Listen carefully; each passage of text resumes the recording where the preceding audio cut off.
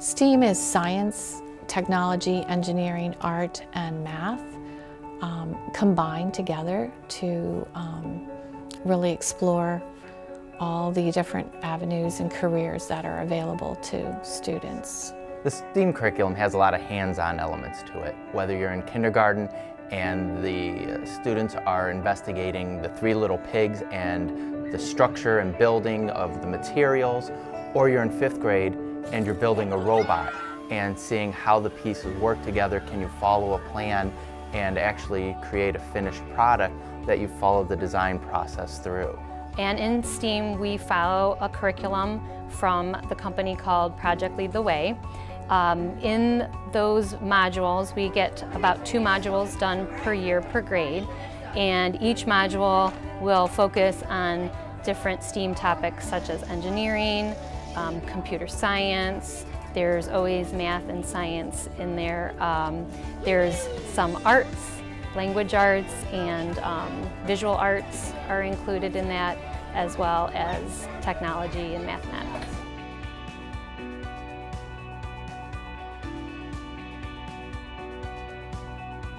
In STEAM class for kindergarten, we start with a module called Structure and Function. They're exploring design.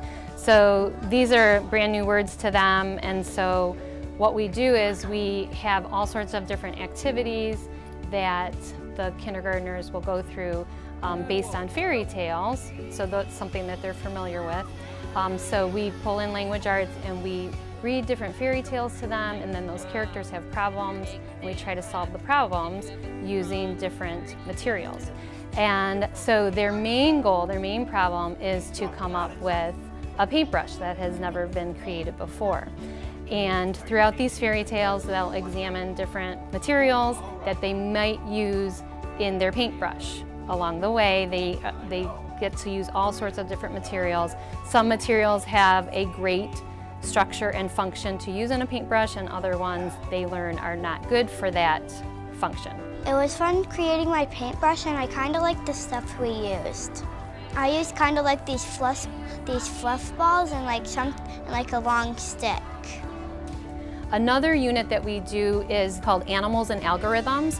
It is a computer science or computer engineering module, and in that module they are doing coding and mathematics, so they're learning how to write an algorithm or how to sequentially give directions to create an animation.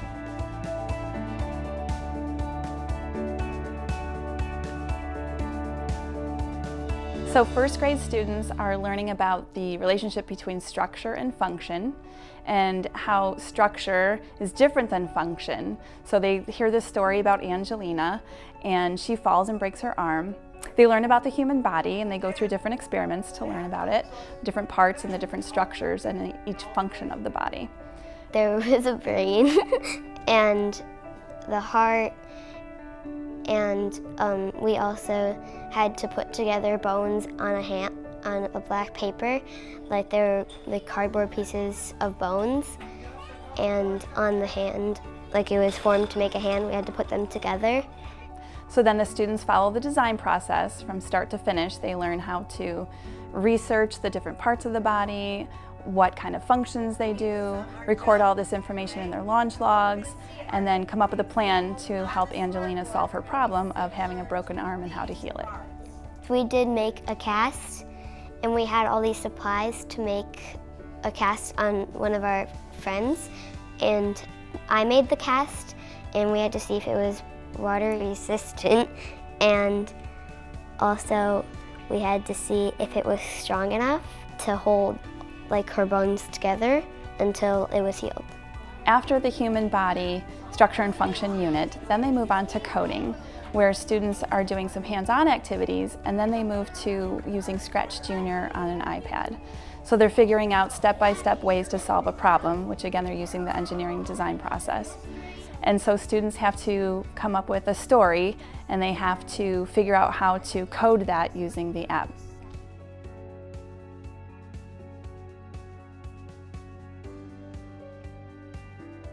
When they come into 2nd grade, they start talking about, well, what's what's a little bit different about different types of matter? We take a look at ice pops. They love looking at ice cream, popsicles.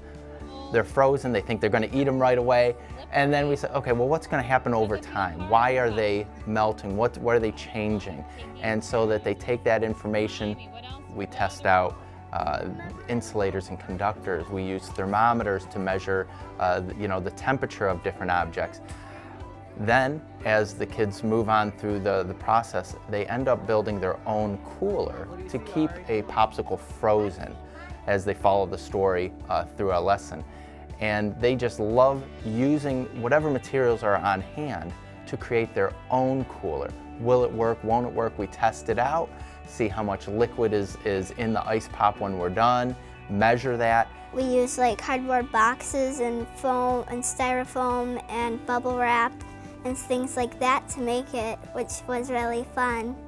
The second half of the year, the kids do coding. They'll do their own programming on the iPads. They'll be able to, at first, take some simple instructions, see can we get the character in the program to do what we ask it to, and then they'll make their own type of program and have the character move around the screen and actually create a mini story with their own programming. My favorite project that we did was Scratch Junior because I love technology and I like programming things, and it was a really nice experience to get to do programming for my first time like that.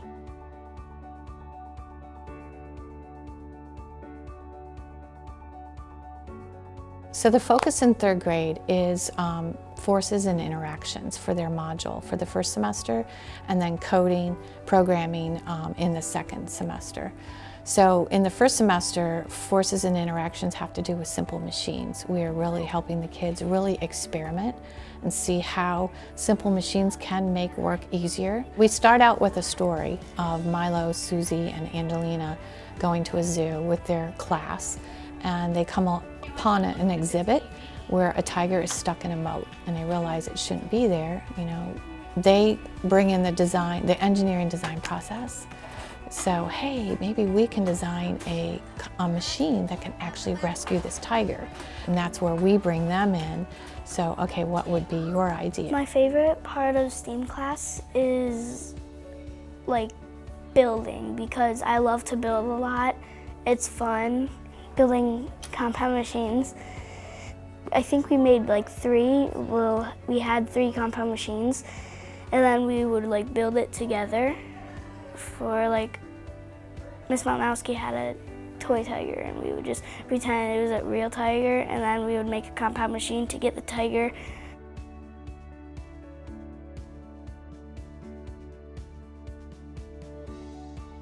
In 4th grade, the STEAM curriculum compares the human body to a computer.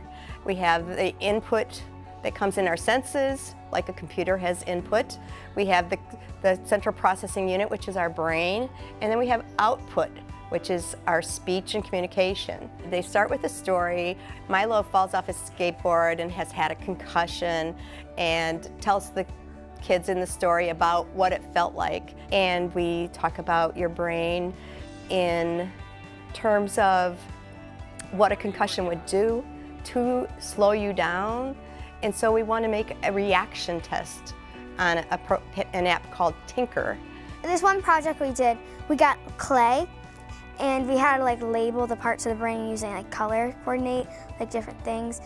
The thing I like most about coming to my STEAM class in 4th grade was like learning about coding, because STEAM is super fun, and like the coding, like using 1s and 0s, it's super fascinating how like that's how you code things.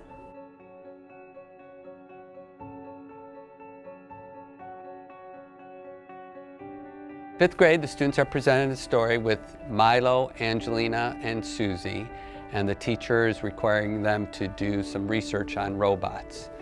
And it progresses into them learning about the earthquake and tsunami in Japan in 2011, and how there was hazardous waste that had to be removed. So students then do research on robots and learn about the different types of robots.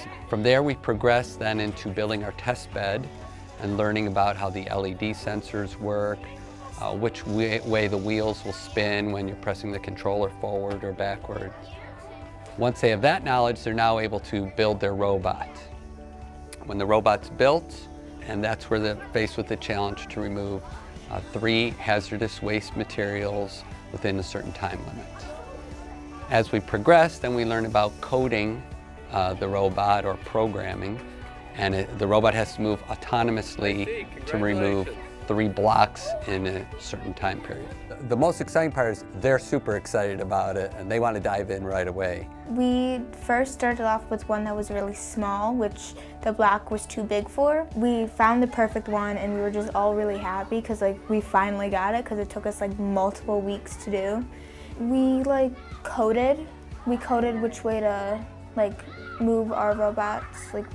So if we had to go left, it would be either 360 or 250 degrees. We had a code.